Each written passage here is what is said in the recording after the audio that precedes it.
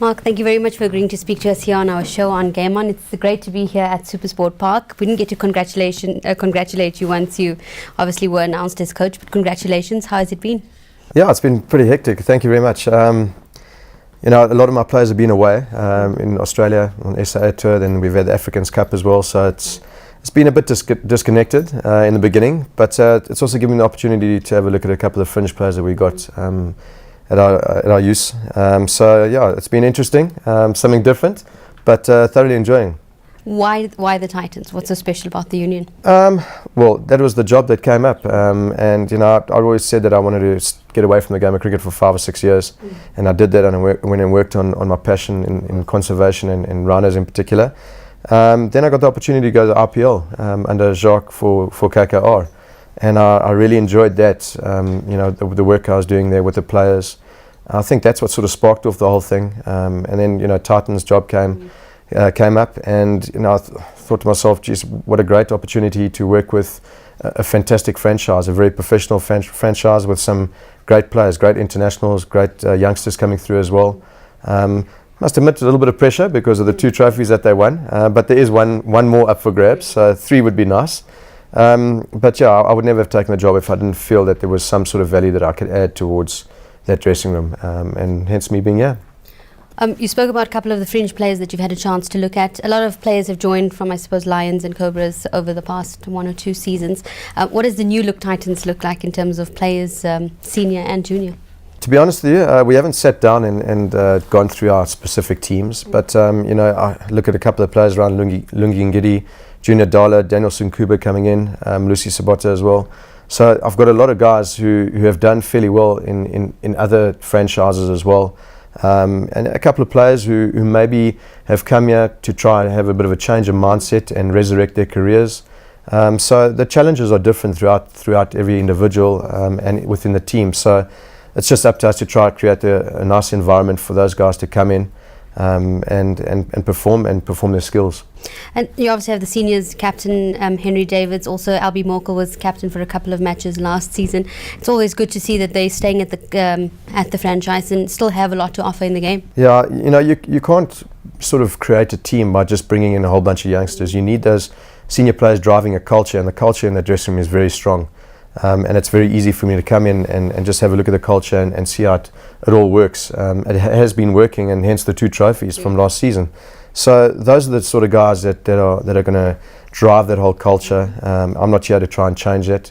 I'm here to try and better it if I can. And it's not only 1 or 2 players. It's not only the captains. It's the senior players that are in there as well. And there's 5 or 6 or 7 guys in there that are ultimately the core of the Titans brand that they play. So, you know, the guys that are going to come into the system, they need to latch onto that very quickly. And if we can try and help them speed that process up, then I think it'll be better for their cricket, because, like I said, the Titans have been very, very successful, and they've got a winning culture. They know how to win. Do you think there's a lot that needs to be changed? Obviously, with Rob Walter puts certain things in place, 1, 2 trophies last season, but is there a lot that needs to be changed?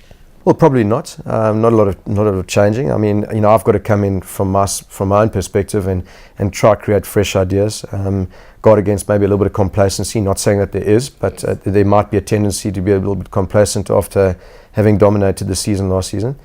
So, you know, a couple of drills that I've got to bring in, maybe freshen the guys' minds up and challenge them in different ways. You know, if I can bring that in, then great. If they can respond to it and we can see the results out in the middle, then that's fantastic as well.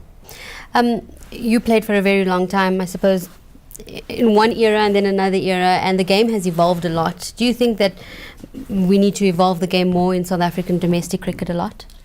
Yeah, for sure. I think with the way you evolve cricket is to first of all get the basics right. You know, you can't evolve the game of cricket in a side or anything like that if you haven't got the basics. So the basics are important. I think from a domestic side in South Africa, we'd be lying to ourselves if we haven't let the standard maybe slip a bit. And we've been held together by a very good Proteas setup. Yes. But you know, things have been done and changes have been made now to try and increase the standard or better the standard of domestic cricket, and that's good to see. So as long as the base is there and our coaching and all of that is good, and we can have that foundation, then we can move on and say, okay, fine, now we need to keep up with the rest of the world with regards to moving the game forward and thinking new ideas and all that type of stuff. So yeah, I do think that the time is around the corner where we can start maybe playing around with a couple more ideas once we've got our base. We see a lot of former players now taking hold of franchises. Paul Adams, now yourself, of course. Ashwell Prince was announced as assistant coach. Nicky Boyer. It's nice to see that that kind of experience is being appreciated and rewarded with coaching positions. Yeah, look, I don't think just because you're a good player that you can necessarily be a good coach.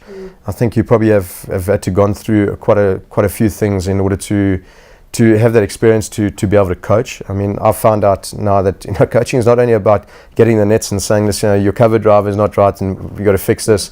It's about administration as well. So, hopefully the guys that have got these coaching jobs and me in particular, I know that I'm not the finished product. And I'm busy learning and with the Titans they're sending me through some programs as well, which I'm keen to do as well, to become a better person for the guys in the dressing room. So hopefully all of us who have got these new positions will respect what coaching is all about and understand that it's a lot more to actually just dealing with players. Then it stands the game of cricket in good stead for the future in this country. No, the Proteas players probably don't get enough time at their franchises, but Quinton de Kock has been in the headlines for quite a while, very exciting player, and he's really stepped up his game. I suppose it's going to be quite exciting for him to be able to learn from you and your specific skill set. Yeah, look, Quinny is a fantastic player, and he's got years ahead of him. As long as he looks after his body, he stays nice and hungry. He's a positive cricketer, he's a positive person. He's off getting married at the moment, so I wish him all of that. But yeah, I don't think that I'm going to be seeing a lot of him. Hopefully I'm not going to be seeing a lot of him because he's going to be involved in the Proteas side. But when he does come around, I'm sure I can be the guy that will, not just necessarily the coach, the keeper that he can sit next to and say, listen, have you got any ideas, and just a general chat with. So, if I get the opportunity to work with him, then great. It'd be exciting for me and hopefully exciting for him as well. But hopefully I don't get to see too much of him. A lot of the Titans and Lions players specifically, they make the core of the Proteas team. What is it about the Titans and the Lions and I suppose the facilities in Johannesburg that make them so successful? I don't know. I think there are quite a few Cobras players as well, so that throws that theory out the window a bit. But look, I think it's the three franchises that have been very successful have been those three. And so your core of players is probably going to come from the three franchises you mentioned. I don't think it's got anything to do with up in the Highveld. We've got some good cricketers down in the Eastern Cape as well. In Durban, there's a whole lot of good cricketers around the country. I think because those three franchises have been very successful, they've been playing in a winning formula of cricket. That obviously tends to bode well for selection from the national side. Mark, with the IPL and having worked in the IPL, there seems to be less appreciation for the longer format, Test cricket, and more for T20. Do you find that that's the case, or what is it? I would like to think that if you've got cricket at heart, you would still like to look at the Test match cricket format and say that that's the most important. We all understand that the game has moved forward and for the good. T20 has introduced new fans, new crowds, and new age levels as well coming through. The finances have been massive. Yes. Commercially, it's a big win for the game of cricket and more so the players. But hopefully the ICC have sort of come to the understanding that we can't lose the longer format of the game. It is the truest format of the game, and it's where you get tested the most. That's why it's called Test cricket. So hopefully we can sort of put a level of importance on the longer format. Keep the younger and the new format of the game because it's been so successful, but put a certain level of importance on the longer format of the game that is going to make players feel like I still want to go out there and play Test cricket. Well, that said, the Sunfoil Series is one of your goals for this upcoming season? Absolutely. I think I look at all formats of the game. So it's the One Day, the 2020, and the Sunfoil Series. So ultimately we've got to select a side that's going to be the best side to go out there and try win that trophy. We can't look too far ahead at the trophy. We've got to focus on what we are doing now, and that's pre-season, and then focus on the best 11 to take the first game. And the sides might change throughout that, but as long as we keep challenging guys and keeping their focus on where we want to be, and that's winning trophies at the end of the season, then hopefully it all goes well and according to plan. What do you think you're going to be bringing to the side? I know you mentioned you obviously what Rob Walter had, but you obviously want to bring your own brand into the side. What is that going to be? To be honest with you, at the moment, I'm still feeling around and sort of seeing what. I think it's just 2 weeks, eh? Yeah, so it's only 2 weeks. I'm having a look in the dressing room. Like I said, I haven't had a lot of the players back.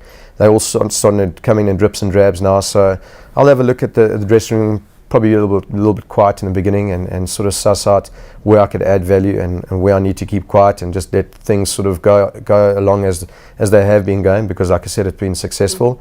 I believe I'm a sort of player that I'm sort of person that when I was a player, I used to train hard, train smart and train tough as well, take myself out of my comfort zone. So if there's that is needed in the setup, then I will do that, with no problem at all. And I'm sure that the players want to be challenged in different ways as well. So, but like I said, it all depends on what I feel is necessary at any given time to perform as a coach.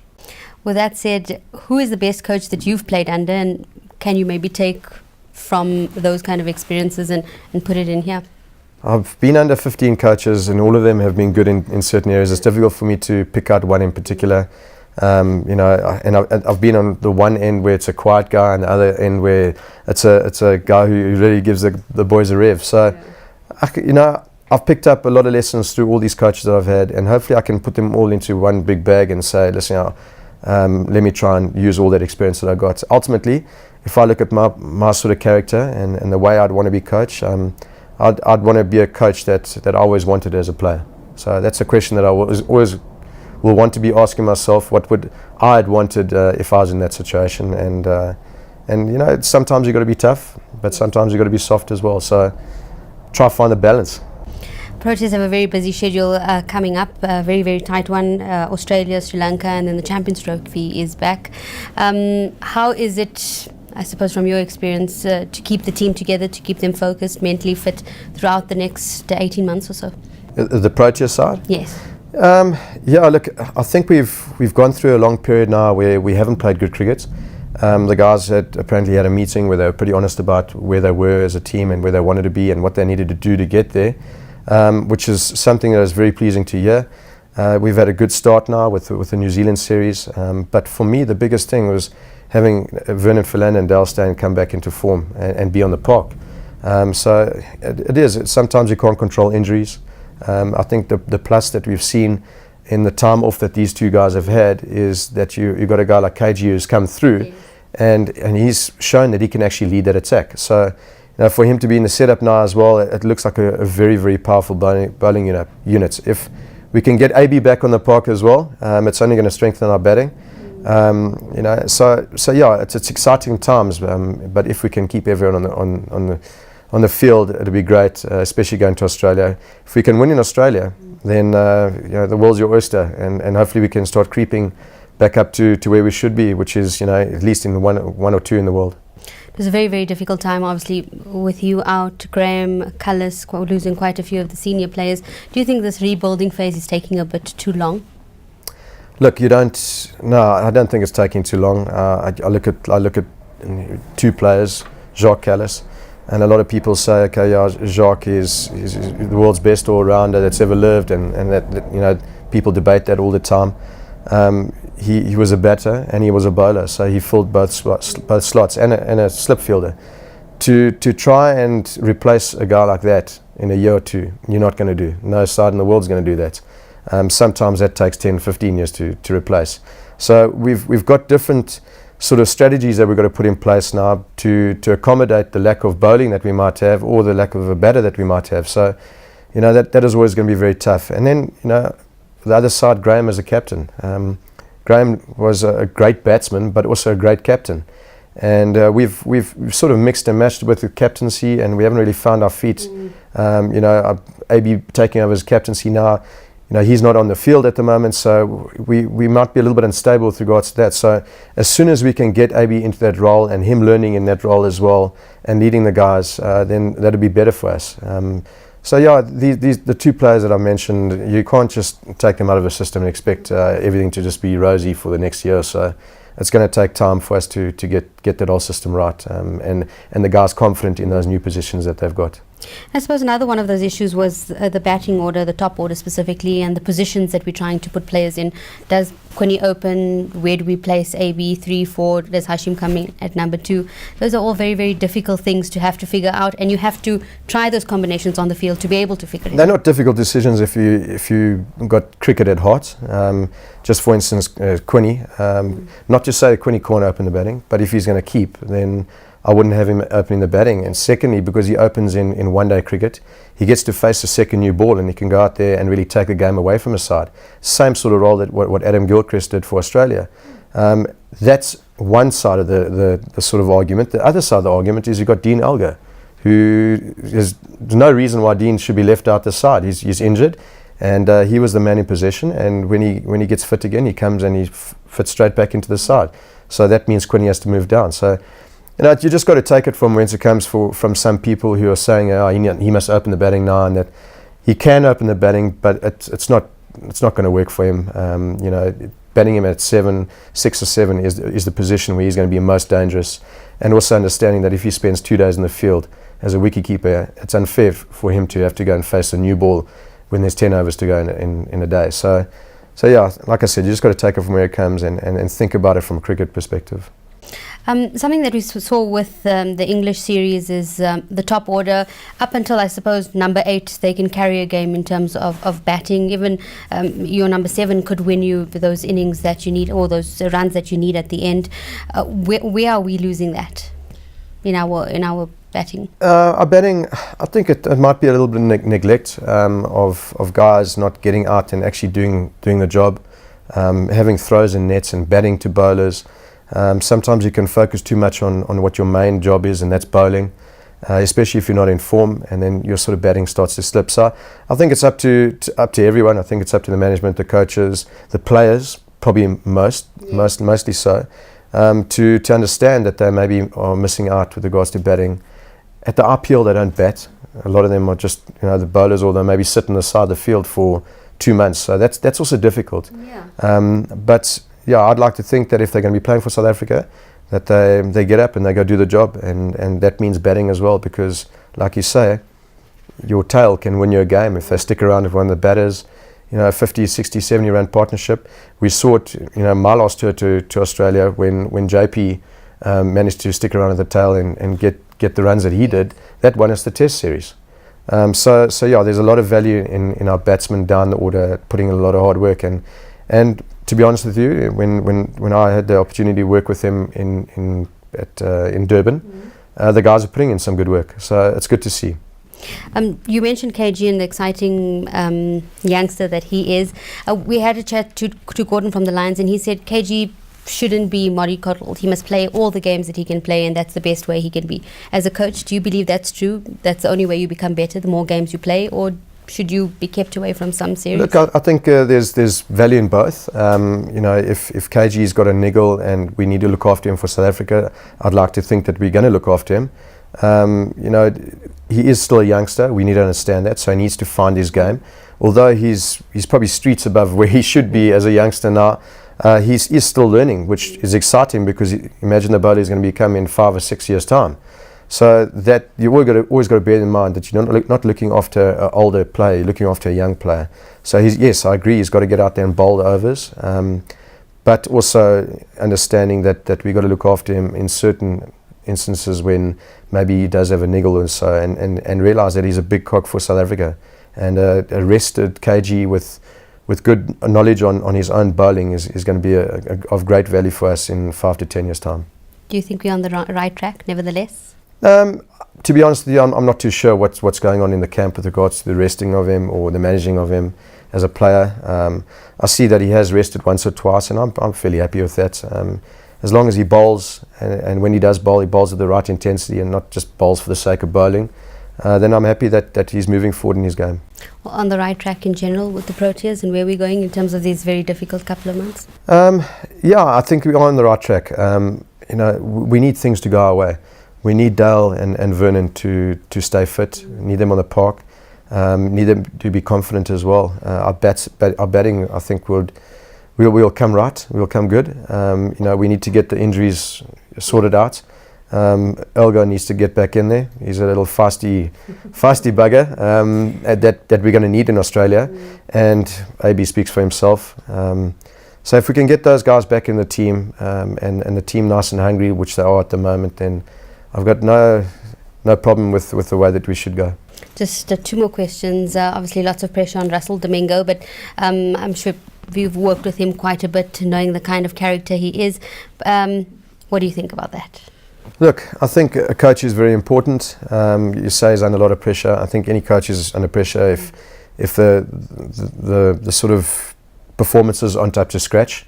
But they're honest, and they know that they've slipped down to a position which South African cricket should never be in. But it's how you move forward from that. And he's planned everything that. They've gone through the hard chats, and the last series against New Zealand, they won. So it is going to be a very important period for Russell. But I don't like to look too much into the coaching side of things.